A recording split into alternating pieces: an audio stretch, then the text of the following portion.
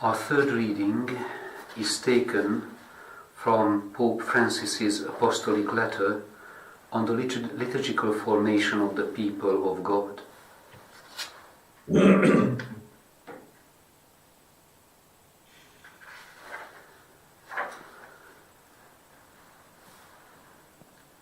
For this service to be well done, the liturgy, indeed with art, it is of fundamental importance that the priest have a keen awareness of being, through God's mercy, a particular presence of the risen Lord.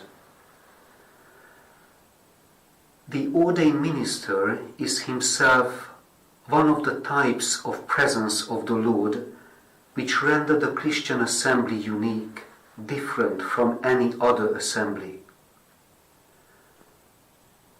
This fact gives sacramental weight, in the broad sense, to all the gestures and words of the one presiding. The assembly has the right to be able to feel in those gestures and words the desire that the Lord has, today as the Last Supper, to eat the Passover with us. So the risen Lord is in the leading role, and not our own immaturities, assuming roles and behaviors which are simply not appropriate. The priest himself should be overpowered by this desire for communion that the Lord has toward each person.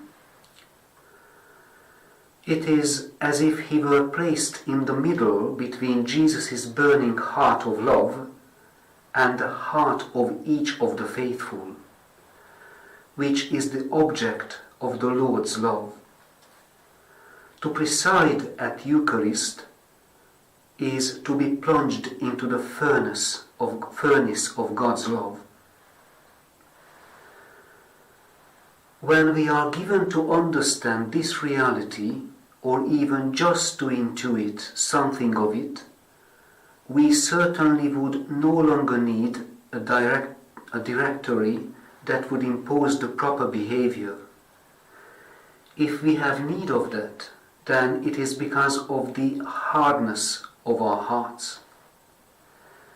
The highest norm, and therefore the most demanding, is the reality itself of the Eucharistic celebration, which selects words, gestures, feelings that will make us understand whether or not our use of these is at the level of the reality they serve. It is obvious that this cannot be improvised. It is an art.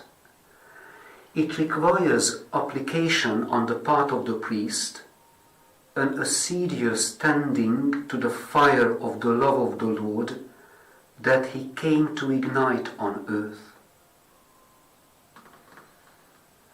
Here ends the third reading. Thanks be to God.